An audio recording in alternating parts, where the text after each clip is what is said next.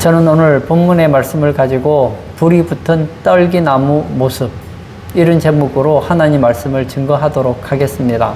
오늘 본문의 배경은 모세의 나이 80에 있었던 사건입니다. 모세는 40살에 거대한 꿈을 가지고 있었습니다. 내가 애굽의 공주의 아들, 왕자로서 생활하고 있지만 이 모든 특권을 내려놓고 이스라엘을 위해 희생해야 되겠다, 헌신해야 되겠다 생각을 했습니다. 그리고 자기의 그 헌신을 이스라엘 백성들이 알아줄 줄 알았습니다. 그러나 아무도 인정하지 않았습니다. 결국은 애굽 사람을 쳐 죽이고 야반도주하여 지금은 제사장 이드로의 사위가 되어서 양떼를 치는 목자 신세가 되었습니다. 어느덧 양을 친 지가 40년이 지났어요. 광야에서 40년 동안 양을 치고 그의 나이 80이 되었습니다. 그날도 평소와 다름없이 양떼를 치고 있는데 한 떨기나무에서 불이 붙었습니다. 이 광야에는 굉장히 건조하기 때문에 바람이 불면 가지들끼리 부딪혀서 불이 나는 경우가 있거든요. 근데 신기한 건 불이 붙었으면 활활 타고 재가 되어야 되는데 아무 이상이 없는 거예요. 왜 이럴까? 그래서 가까이 가서 보려고 했더니 하나님의 음성이 들립니다. 모세야, 모세야. 불러요.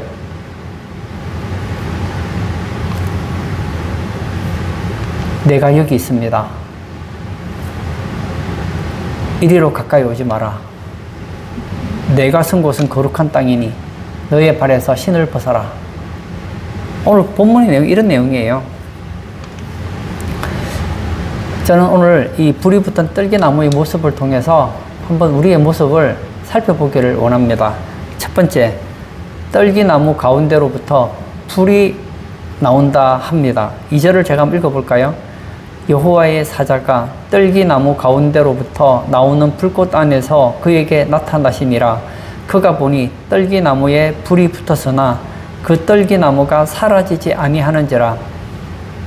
여기 보니까 모세가 본 것이 떨기나무가 있어요. 떨기나무 가운데로부터 불꽃이 있더라는 거예요. 떨기나무에 불이 붙었다는 거예요. 대체 이것은 무엇을 가르쳐 주고 있을까요? 여기서 불꽃이라는 단어를 보았더니 화염, 창의 끝, 무기의 뾰족한 끝, 이런 뜻을 가지고 있습니다. 여기서 말하는 이 떨기나무는 이스라엘을 상징해 주고 있습니다. 사실 이스라엘은 마치 떨기나무에서 나오는 이 불꽃처럼, 떨기나무에 불이 붙은 것처럼 망할 수밖에 없는 그런 민족이었습니다. 지금 애굽의 왕 바로가 이스라엘 백성들을 죽이려고 얼마나 노력을 합니까? 얼마나 괴롭힙니까? 이스라엘을 말살시키기 위해서 했던 가장 큰 정책 중에 하나가 무엇입니까? 처음에는 아이가 태어나면 산파를 통해 아들을 죽이게 하려고 했습니다. 그게 되지 않으니까 그 다음에는 남자이면 강에 던져 죽이라는 거예요. 마치 나무가 화염에 불타는 것처럼, 창의 것으로 찌르는 것처럼, 무기의 뾰족한 것으로 찌르는 것처럼 이스라엘 백성들을 고통을 주는 것을 가르쳐 주고 있다는 거예요. 구약의 이 이스라엘은 신약의 교회의 예표입니다. 그러므로 이스라엘이 환난을 당한다는 것은 교회가 환난을 당하는 것을 의미한다는 것입니다. 저는 우리 성도님들에게 교회가 어려움을 당한다는 얘기를 종종 합니다. 왜 할까요? 우리는 신앙생활을 하면서 내가 믿고 싶은 대로 믿는 것이 아니라 성경이 가르쳐 주는 대로 믿어야 돼요. 저는 교회 처음 나오시는 분들이 가지고 있는 이 착각 하나를 저는 늘 깨우쳐 주고 싶었어요.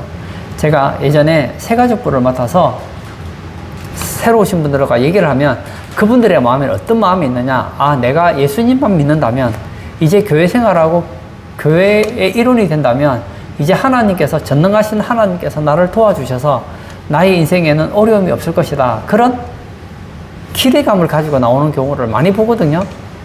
기대하는 거는 참 좋습니다만, 여러분, 사실을 기대해야지, 사실이 아닌 것을 기대하는 것은 좋은 결과를 얻기를 바라는 것은 어렵다는 것입니다. 예수님께서 하루는 제자들에게 명령을 하시죠.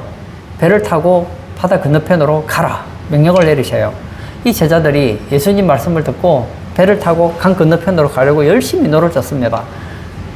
지금 제자들이 나쁜 짓 하는 거 아니에요. 지금 도둑질하고 도망가는 거 아닙니다. 예수님께서 제자들에게 배를 타고 강을 건너래요. 바다를 건너래요. 그래서 노를 졌습니다. 그럼 우리 생각에는 풍랑이 있는 바다라 하더라도 예수님 말씀 듣고 순종하고 가면 풍랑이 잔잔해져야 되는 거 아닙니까? 그런데 배를 타고 가는데 막 풍랑이 얼마나 거칠게 몰아치는지 막 바람이 불고 물이 배에 들어옵니다. 아, 이러다가 죽겠구나. 그럴 정도로 어려움을 당했다는 거예요. 사랑하는 성도님, 제자들은 예수님 말씀에 순종했습니다. 예수님 말씀에 순종하면 어려움 안 당해야 되는 거 아닙니까? 근데 성경은 그렇게 말하지 않아요. 제자들이 예수님 말씀에 순종했음에도 불구하고 그들은 어려움을 당했더라. 이것이 성경이 가르쳐주는 진리입니다. 사도 바울 보십시오. 뭐 더 위대하신 분도 많겠지만 제가 사도행전이라든지 사도 바울이 쓴 서신을 보면 이야, 사도 바울만큼 신앙생활을 잘하는 사람을 찾기가 참 어렵습니다. 그러면 제가 생각할 때 이렇게 신앙생활을 잘하는 사람 같으면 있는 문제도 없어져야 되는 거 아니에요? 근데 사도 바울에게는 여러 가지 문제가 있었습니다. 눈에 안질이 굉장히 그를 괴롭혔습니다. 그에게는 사탄의 사자가 있었습니다. 뭔지는 잘 모르겠지만 여하튼 사도 바울을 굉장히 괴롭히는 그런 고통스러운 것이 있었단 말이에요. 그뿐입니까? 가는 곳마다 사도 바울을 죽이려고 하는 무리들이 있더라는 거예요. 배를 타고 가다가 물에 빠져 죽을 뻔도 하고 잘못하지도 않았는데 퇴장을 39번을 몇 번이나 맞기도 하고 먹지 못하고 마시지 못하고 도적의 위험과 강도의 위험과 배신도 당하고, 야, 이건 아닌 것 같아요. 제가 볼 때 이렇게 신앙생활을 잘하는 사람이 그걸 어려움 당하면 안 되죠. 아니랍니다. 성경은 말하기를 그리스도 안에서 경건하게 살고자 하는 자는 박해를 받으리라 했습니다. 여러분, 우리는 내가 예수 믿고 신앙생활을 형편없이 해도 어려움을 당하죠. 왜? 하나님께서 신앙생활을 잘하라고 우리에게 징계를 대시죠. 그러나 우리가 신앙생활을 잘함에도 불구하고 우리는 어려움을 당합니다. 이스라엘 보십시오. 지금 이스라엘을 이렇게 박해하고 죽이려고 하는 무리가 누굽니까? 애굽의 왕 바로잖아요. 그리고 그의 신하들인 애굽 사람들이 지금 이스라엘을 얼마나 괴롭히는지 모릅니다. 이 애굽의 왕 바로는 신약으로 설명하자면 마귀를 예표하고 적그리스도를 예표하거든요. 마귀는 하나님의 백성이 신앙생활을 잘하는 걸 보면 견디지를 못합니다. 꿈에도 소원은 예수 믿는 사람 괴롭히는 것, 꿈에도 소원은 교회 박멸, 이것이 마귀의 소원이란 말입니다. 초대교회 예수님 믿고 얼마나 좋은지 몰라요. 그랬더니 사탄이 어떻게 합니까? 종교 지도자들을 동원해서 교회를 박해합니다. 잘 안 돼요. 그랬더니 어떻게 하죠? 로마의 왕들을 통해서 박해를 합니다. 구약에서 신앙생활을 잘하기로 두 번째가 라면 아쉬운 사람, 다윗 아닙니까? 다윗의 인생에 얼마나 많은 환란이 있었는지 우리는 잘 알고 있습니다. 그의 장인어른 사울왕이 다윗을 죽이려고 얼마나 애를 씁니까? 다윗이 이런 얘기를 하죠. 여호와여, 내게 원수가 왜 이렇게 많습니까? 시편 곳곳에 원수 때문에 힘들어하는 다윗의 모습을 나타내 주잖아요.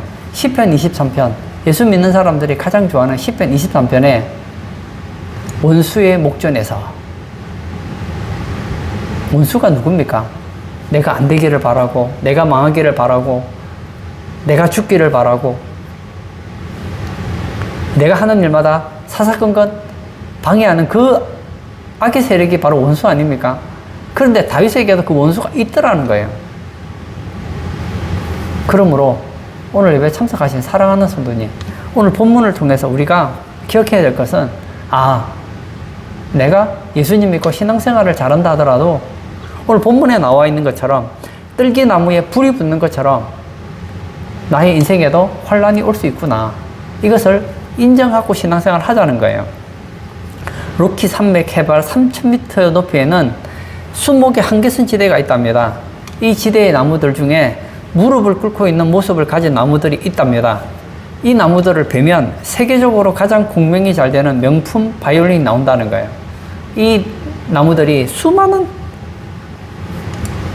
바람과 그리고 그 어려운 가운데서 견뎌내면서 가장 공명이 잘 되는 바이올린의 재료가 된다는 거예요. 여러분, 아름다운 영혼, 인생의 절묘한 선율을 내는 사람은 어떤 사람일까요? 아무 어려움 없는 사람일까요? 아니라는 겁니다. 저는 우리 성도님들에게 한 가지 예언을 해드릴 수 있습니다. 야고보 감독은 예수 믿는 사람들에게 이런 얘기를 합니다. 너희가 여러 가지 시험을 만나거든 온전히 기쁘게 여기라. 만날 수도 있고 안 만날 수도 있는 게 아니에요. 반드시 만납니다. 뿐만 아니에요. 만나는데 한 가지만 만나지 않습니다. 여러 가지 시험입니다. 여러 가지 환난을 당합니다. 내가 예수 믿고 세상을 떠날 때까지 우리는 여러 가지 어려움을 만나게 될 거예요. 그때 어떻게 하라고요? 기뻐하자는 거예요. 왜 이런 환난을 허락하십니까? 이 환난이 우리에게 유익이 되기 때문입니다. 불이 붙은 뜰기나무 모습 첫 번째, 뜰기나무 가운데로부터 불이 나옵니다. 이것은 교회가 환난을 당하는 것을 보여줍니다. 두 번째, 여호와의 사자가 불꽃 안에서 나타나십니다. 2절을 제가 또 읽도록 하겠습니다. 여호와의 사자가 뜰기나무 가운데로부터 나오는 불꽃 안에서 그에게 나타나시니라. 그가 보니 뜰기나무에 불이 붙어서나 그 뜰기나무가 사라지지 아니하는지라. 이 본문에 보니까 여호와의 사자가 뜰기나무 가운데로부터 나오는 불꽃 안에서 그에게 나타나시니라. 여호와의 사자가 뜰기나무에 불이 붙었어요. 그런데 그 안에서 나타나셨다는 거예요. 이것은 무엇을 가르쳐주고 있습니까? 교회가 환난 중에 있을 때 하나님께서 함께 하시는 것을 가르쳐 준다는 거예요. 여기 나타나시니라 단어를 보았더니 주목하다, 증명되다, 만나다 이런 뜻을 보여주고 있다는 거예요. 환난 가운데서 하나님께서는 주목하고 계시고 하나님께서는 우리의 증인이 되시고 우리를 만나 주신다는 거예요. 잊지 말아야 될 것은 많은 사람들이 예수 믿고 신앙생활 하다가 어려움 당하면 어떤 생각을 가지느냐? 하나님이 나를 버리신 건 아닌가? 버린 게 아니라니까요. 오히려 반대예요. 그 어려운 가운데 하나님은 함께 하신다는 겁니다. 자, 다시 한번 예수님 이야기로 돌아가 볼까요? 예수님께서 제자들에게 얘들아 바다 건너편으로 가라. 그 배를 타고 가요. 근데 가다가 막 풍랑이 얼마나 치는지 막 배에 물이 들어와서 죽게 생긴 거예요. 이제 죽었구나. 이 풍랑 가운데서 나아가지를 못하는 거예요. 어쩌면 저 배에 물이 다 차면 이제 우리는 죽겠지. 그리고 배가 뒤집어지면 우리는 죽겠지. 아무리 수영 잘해도 막 풍랑 치는 바다에서 어떻게 살아갑니까? 이제 끝났구나 생각하고 있었어요. 근데 무슨 일이 생깁니까? 봤더니 저 멀리서 누가 걸어오는 거예요. 첨벙 걸어옵니다. 누군가 유령인가 하고 봤더니 유령이 아니에요. 예수님께서 환난 당하는 그의 제자들에게 걸어오시더라는 거예요. 그리고 배에 타십니다. 함께 계시더라는 거예요. 우리가 성경의 역사를 보면 우리가 신앙생활을 잘할 때 한편에서는 참 좋습니다. 너무 좋아요. 왜? 하나님께서 은혜를 베풀어 주시고 하나님께서 우리가 복을 내려주시니까 너무 좋아요. 근데 한편으로는 원수들이 얼마나 괴롭히는지 모릅니다. 제가 요즘에 예레미야서를 읽고 있는데 예레미야는 참 하나님의 종인 것 같아요. 하나님이 전하는 말씀을 전합니다. 자기가 전하고 싶어서 전하는 말 아니에요. 하나님께서 주신 말씀을 이스라엘 백성들에게 전하잖아요. 그랬더니 이스라엘 백성들이 얼마나 싫어하는지 모릅니다. 그래서 막 폭언을 하기도 하고, 그리고 어떤 감옥에 집어넣기도 하고, 굶기기도 하고, 때리기도 하고, 얼마나 어려움을 당하는지 모릅니다.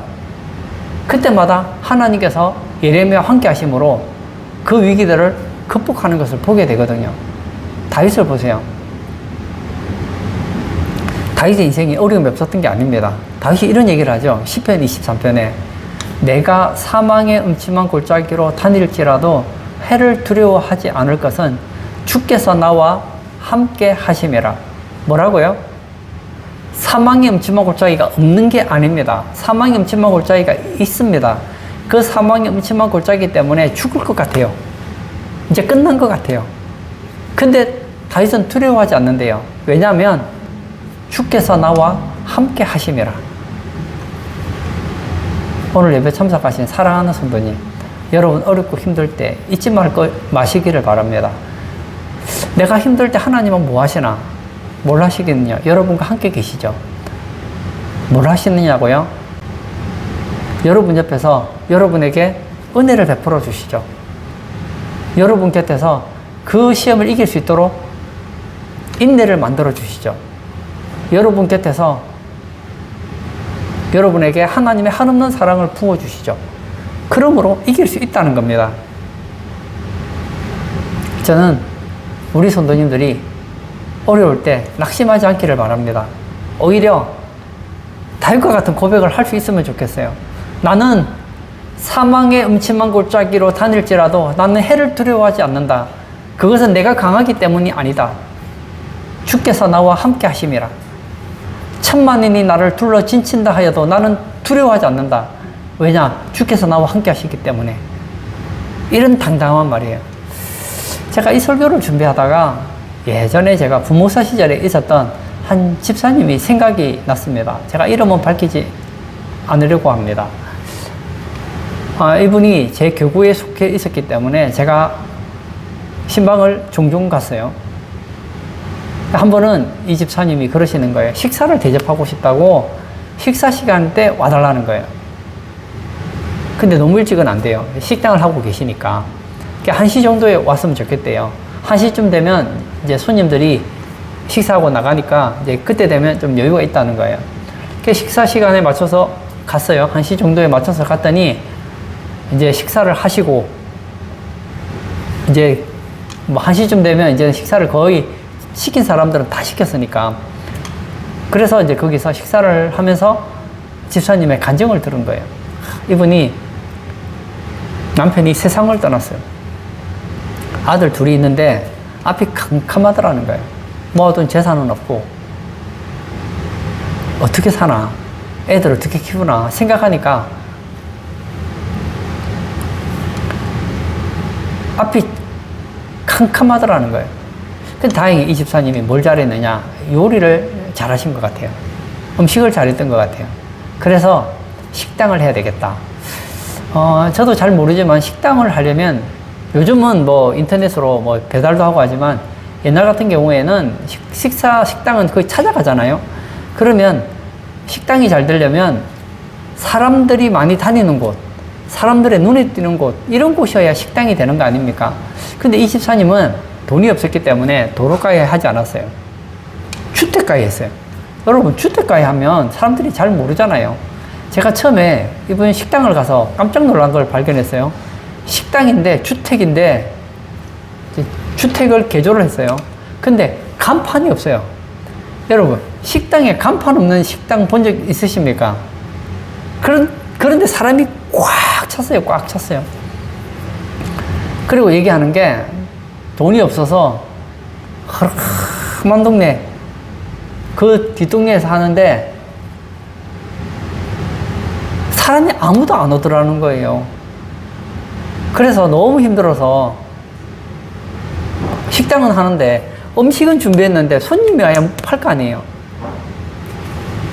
그래서 이거 어떡하나, 큰일 났다 생각해서 새벽마다 교회 가서 울면서 기도했다는 거예요. 하나님, 나 좀 도와주세요.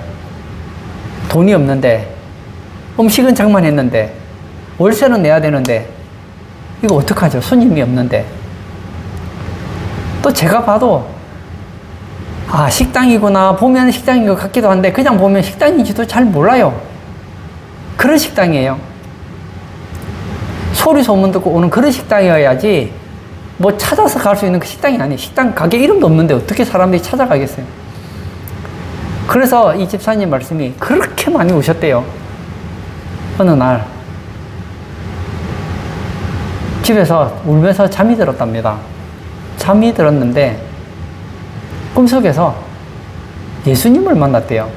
예수님을 만났는데 예수님이 등을 돌리고 있더라는 거예요. 예수님, 예수님, 왜 등을 돌리십니까? 했더니 예수님께서 그랬다는 거예요. 내가 너에게 나의 우는 모습을 보이고 싶지 않구나. 집사님은 생각할 때 내가 힘든 건 아무도 몰라. 자기 아들도 모르죠. 주변의 사람들도 몰라요. 나밖에 모른다고 생각했는데 내가 가장 힘들 때 예수님이 나와 함께 곁에서 울고 계신다는 걸 알았다는 거예요. 아, 예수님이 나와 함께 계시는구나. 그러면 됐지. 그러면 됐지. 손님은 여전히 없어요. 그래도 용기가 생기더라는 거예요. 예수님이 날 위해 울어주신다면 예수님이 날 책임지시겠지. 그 마음에 들었다는 거예요. 그러던 어느 날 한 사람이 식당에 온 거예요.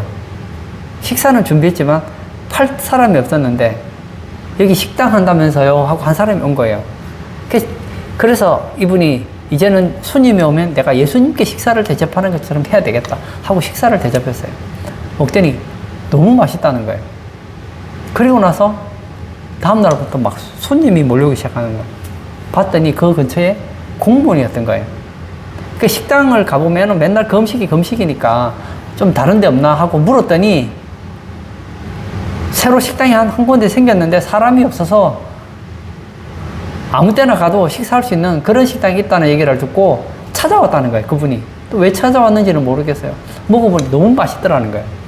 그래서 주변의 사람들한테 얘기했다는 거예요. 내가 이 동네 부근에 식당은 다 가봤는데 식당 같지 않은 식당이 있는데 여기는 사람도 없고 그래서 식사를 가면 기다릴 필요도 없고 거기다가 굉장히 맛있더라. 깨끗하고. 그래서 그 소문을 듣고 그 공무원들이 왔다는 거예요. 보세요. 이 공무원들은 금요일까지 하잖아요. 그러니까 월요일부터 금요일까지 손님들이 바글바글 왔다가 토요일 되면 안 오는 거예요. 주일에는 없는 거죠. 그래서 토요일이 되면 뭐 하느냐. 다음 주에 할 음식을 준비했다는 거예요. 반찬 이런 걸 준비한다는 거예요. 그리고 주일에는 교회 가서 예배를 드렸다는 거예요. 그리고 저게 그러는 거예요. 목사님, 저는 제가 힘들 때 제가 그 문제를 해결해야 된다고 생각했습니다. 그런데 하나님이 제가 힘들 때 함께 계시더라고요. 그 말을 하는 거예요. 제가 얼마나 은혜를 받았는지 몰라요. 그때 그 간증 들은 게 지금 10년도 넘었잖아요. 근데 아직도 그분 간증이 제 기억에 남아 있습니다. 오늘 예배 참석하신 사랑하는 성도님, 힘드십니까? 복음성 가사에 그런 내용이 있죠. 왜 나만 겪는 고난이냐고 불평하지 마세요. 많은 사람들이 생각하죠. 고난당하고 어려움 당하고 환난을 당하면 왜 나만 이런 어려움을 당하느냐고 얘기합니다. 아니에요. 여러분만 당하는 거 아닙니다. 인생은 환난을 위해 났다고 했습니다. 인생은 고난을 위해 났다고 했습니다. 고난 당하지 않는 사람은 아무도 없습니다. 내가 볼 때 고난 안 당하는 그 사람도요, 다 고난 당합니다. 예수 안 믿는 사람도 고난 당하고 예수님 믿는 사람도 고난을 당해요. 근데 차이가 있죠. 예수 안 믿는 사람은 그 문제를 본인이 해결해야 돼요. 그러나 예수 믿는 사람은 하나님께서 함께 계시면서 도와주신다는 거예요. 저는 오늘 본문에 나오는 이 불이 떨기나무에 붙은 이 모습을 통해서 한번 우리 자신에게 적용해 보기를 바랍니다. 나는 어려움을 당할지언정 망하지는 않는다. 나는 고난을 당할지언정 낙심하지는 않는다. 하나님이 나와 함께 계시니까. 그런 우리 성도님 되시기를 축복합니다. 불이 붙은 떨기나무 모습. 첫 번째, 떨기나무 가운데로부터 불이 나옵니다. 이것은 교회가 환난을 당하는 것을 의미합니다. 두 번째, 여호와의 사자가 불꽃 안에서 나타나십니다. 이것은 교회의 환난 중에 하나님께서 함께 하심을 가르쳐 줍니다. 세 번째, 불이 붙은 떨기나무가 사라지지 않는 것을 보여줍니다. 2절을 제가 다시 읽도록 하겠습니다. 여호와의 사자가 떨기나무 가운데로부터 나오는 불꽃 안에서 그에게 나타나시니라. 그가 보니 떨기나무에 불이 붙었으나 그 떨기나무가 사라지지 아니하는지라. 전 이 말이 너무 와닿았어요. 모세는 알아요. 그 당시에 떨기나무에 불이 붙는 것을 모세는 종종 보았습니다. 떨기나무에 불이 붙으면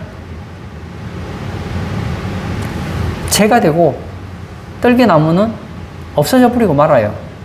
그런데 떨기나무가 사라지지 않는답니다. 왜지요? 여호와의 사자가 함께 있기 때문입니다. 다시요. 이스라엘이 지금 애굽의 왕 바로와 애굽에 의해서 얼마나 많은 환난을 당하고 박해를 받았는지 모릅니다. 근데 우리 결론은 알죠. 그렇게 박해를 받았음에도 불구하고 하나님께서 함께 하시니 이스라엘이 망했습니까? 애굽이 망했죠. 이스라엘은 출애굽을 해서 가나안 땅을 차지하는 것을 보지 않습니까? 이것은 환난 중에도 교회가 보호를 받는 것을 가르쳐 준다는 거예요. 여기 사라지지 아니하는지라, 여기서 사라지지라는 단어를 보았더니 먹어치우다, 소멸하다, 태워버리다. 음식이 있는데 먹어버리면 없어지는 거 아닙니까? 마치 소멸되는 것처럼, 불이 나무를 태워버리는 것처럼 그렇게 사라질 것 같지만 실제로는 사라지지 않더라는 거예요. 오늘 예배 참석하신 사랑하는 성도님, 우리는 누구냐? 하나님께서 함께하는 사람들입니다. 그러므로 하나님께서는 우리와 함께 계시면서 뭐 하십니까? 우리를 보호해 주신다는 거예요. 아들을 낳으리니 그 이름을 임마누엘이라 하리라 하셨으니 이를 번역한 적 하나님이 우리와 함께 계시다 함이라. 맞습니다. 예수님의 또 다른 이름 임마누엘이잖아요. 임마누엘은 하나님이 우리와 함께 계시는 거예요. 우리가 어려움 당할 때 하나님은 함께 계십니다. 함께만 계시면 뭐해요? 안 도와주시면 문제가 해결이 안 되잖아요. 그게 아니라 함께 계시면서 우리를 보호해 주시겠다는 거예요.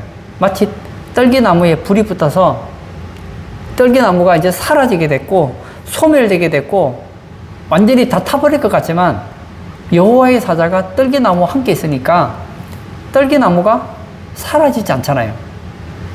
마찬가지입니다. 우리는 누구입니까? 우리는 떨기나무 같은 존재예요. 불이 붙으면 탈 수밖에 없고 소멸될 수밖에 없고 사라질 수밖에 없는 연약한 존재들입니다. 나는 약합니다. 그러나 하나님은 약하지 않습니다. 하나님은 강하십니다. 하루는 예수님께서 제자들에게 건너편으로 가자 하시면서 배에 올라타셨어요. 같이 타셨어요. 예수님이 함께 가시면 문제 없어야 되잖아요. 근데 가다가 막 또 풍랑이 치는 거예요. 난리가 났어요. 어떡하나. 막 배에 물이 들어오고 이러는데 예수님은 배에서 주무시는 거예요. 야, 저는 예수님이 참 부럽더라고요. 예수님처럼만 잠잘 수 있으면 어떤 조건에서도 잘 잘 수 있을 것 같아요. 이러다가 우리 죽겠구나. 그래서 자는 예수님을 막 흔들어 깨우는 거예요. 선생님, 우리가 죽게 되었습니다. 좀 살려주세요. 왜 우리를 돌보시지 않습니까? 하고 막 흔들잖아요. 그때 예수님께서 뭐라고 하십니까? 바람아 잔잔하라. 바다야 잔잔하라. 끝. 예수님이 함께 계시니까 문제가 안 되더라고요. 예수님은 바다를 창조하시고 바람을 창조하신 창조주시기 때문입니다. 우리가 믿고 있는 하나님은 어떤 분이십니까? 태초에 하나님이 천지를 창조하시니라. 저는 제가 어려움을 당할 때 제게 힘이 될 분이 누가 있는가 가끔씩 생각할 때가 있어요. 그러면 누가 힘이 될까요? 돈 많은 사람이 힘이 될 것 같아요. 저 세상에서 좀 영향력 있는 사람이 힘이 될 것 같아요. 똑똑한 사람이 힘이 될 것 같아요. 근데 그분들하고 비교가 안 되는 분이 한 분 계시더라고요. 아무리 우리나라에서 뭐 재벌이 있고 돈이 많다고 해도 하나님보다 많겠어요? 금도 내 것이요, 은도 내 것이요. 우주가 하나님의 것인데 똑똑한 사람 힘이 되죠. 근데 우리가 똑똑하다고 해본들, 인간이 똑똑하다고 해본들 IQ 300 되는 사람 아마 없을걸요. 하나님의 IQ는 무한대. 능력 있는 사람이 있으면 대단히 도움이 되겠죠. 하나님의 능력은 제한이 없는 무한한 능력자. 그분이 우리를 곁에서 도와주신다는 거예요. 저는 바울 얘기를 했습니다. 우리가 생각할 때 그렇게 신앙생활을 잘하는 바울, 어려움 안 당해야 되잖아요. 근데 바울이 어려움을 많이 당했어요. 근데 결과적으로 봤더니 하나님께서 바울과 함께 하심으로 하나님께서 바울을 통해 하시고자 하는 일을 그 누구도 방해하지 못하더라는 거예요. 교회가 참 약한 것 같아요. 제가 볼 때. 초대교회 때부터 교회는 박해를 얼마나 많이 받았는지 모릅니다.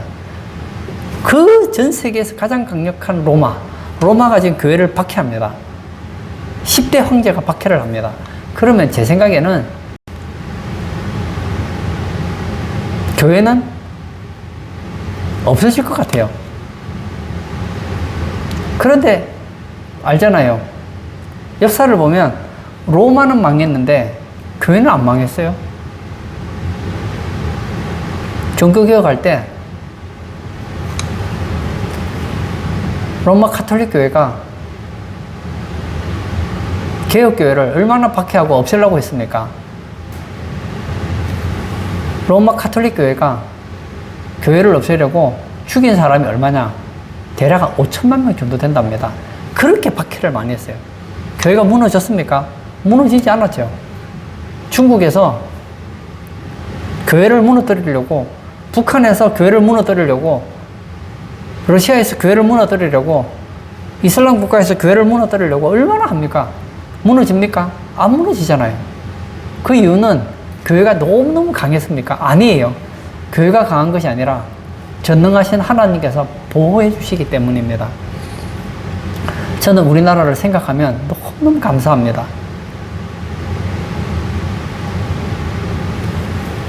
이 나라 하나님이 보호해 주셨으니까 6.25를 겪어도 이렇게 세계에서 부강한 10대 강국이 되었죠. 하나님이 안 도와주셨으면요 우리나라 끝나는 거예요. 우리나라보다 더 부강한 나라들도 전쟁 한 번 나면요 거지 나라 돼요. 우리나라에는 예수 믿는 교회가 많았어요. 나라를 위해 기도하는 사람들이 많았어요. 제가 신학생 시절 때 기도원에 올라가면 산에 많은 분들이 산에 가서 나라를 위해서 기도합니다. 교회를 위해서 기도합니다. 그러니 교회가 잘 될 수밖에요. 나라가 잘 될 수밖에요. 오늘 예배 참석하신 사랑하는 성도님, 교회는 약하지만 교회는 무너지지 않습니다. 그 이유는 교회가 강하기 때문이 아니라 전능하신 하나님께서 교회와 함께 계시고 교회를 보호하기 때문입니다. 저는 우리나라 미래를 알 것 같아요. 우리나라가 교회를 박해하고 교회를 핍박하고 교회를 적대시하면 결국 나라가 어려움을 당하게 되고 나라가 망할 거예요. 그러나 교회를 소중하게 여기고, 교회가 소중한 게 아니죠. 사실은 교회가 예수님의 몸이기 때문에 소중한 것이죠. 교회를 귀하게 여긴다면 우리나라는 더 잘 될 거예요. 뿐만 아니라 예수 믿는 분들에게도 저는 똑같이 얘기하고 싶습니다. 세상 사람들이 볼 때는 교회는 정말 아무것도 아닌 것 같이 보이지만 교회는 아무것도 아닌 게 아니에요. 교회는 하나님의 집이요, 교회는 예수님의 몸입니다. 교회는 예수님이 피로 세우신 생명 공동체이기 때문에 하나님께서는 그 교회를 보호해 주신다는 거예요. 결론을 짓고자 합니다. 이스라엘은 애굽의 왕 바로에 의해서 얼마나 많은 어려움과 고통을 당했는지 모릅니다. 환난을 당했는지 모릅니다. 그런데도 무너지지 않았어요. 그 이유는 하나님께서 함께 하시면서 보호해 주셨기 때문입니다. 마찬가지입니다. 우리 한국교회, 세계교회 지금 많은 어려움을 당하고 있지만 결국 교회는 이깁니다. 결국 교회는 무너지지 않습니다. 우리에게 한번 적용시켜 볼까요? 나는 약해요. 나는 부족해요. 세상 사람들이 볼 때는 우리가 너무나 보잘것없이 보일지 모릅니다. 그러나 내게는 한 가지가 있습니다. 임마누엘, 하나님이 나와 함께 계시다 함이라. 하나님이 나와 함께 계신다. 그 하나님께서 나와 함께 계시면서 도와주시기 때문에 우리는 넘어지지 않는다는 거예요. 오늘 예배 참석하신 사랑하는 성도님, 교회를 소중히 여기시고 교회를 사랑하시고 그리고 교회의 몸된 여러분들을 하나님께서 사랑하시고 보호하신다는 것을 아시고 이 험한 세상을 살아갈 때 낙심하지 마시고 용기 내시고 당당하게 살아가시는 복된 성도님 되시길 주의 이름으로 축복합니다. 아멘. 이 시간 한번 같이 기도하기를 원합니다. 저는 요셉을 보면서 그 문장이 참 와닿았어요. 하나님이 요셉과 함께 하심에 그 행사가 다 형통하였더라. 하나님이 요셉과 함께 하셨기에 요셉은 형통했습니다. 형통했기 때문에 어려움을 당하지 않았습니까? 아니죠. 하나님은 요셉과 함께 있지만 그는 이시매매 당하기도 하고 억울하게 감옥에 갇히기도 했습니다. 거기서 남들 모르는 눈물을 흘리기도 했습니다. 그러나 결국 하나님께서 보호해 주시니까 하나님께서 요셉을 들어서시잖아요. 우리도 마찬가지입니다. 우리라고 해서 어려움 당하지 않는 거 아닙니다. 환난 당하지 않는 거 아닙니다. 그러나 우리에게는 하나님이 계시고 하나님이 보호해 주신다는 거예요. 그러므로 이 시간 같이 기도할 때 하나님, 내 인생에 어려움이 닥친다 하더라도 하나님께서 나와 함께 계시고 하나님이 나를 보호하신다는 것을 깨닫고 어떤 조건에서도 기뻐하며 환난을 이겨내는 그런 성도 되게 해달라고 우리 다 같이 기도하도록 하겠습니다.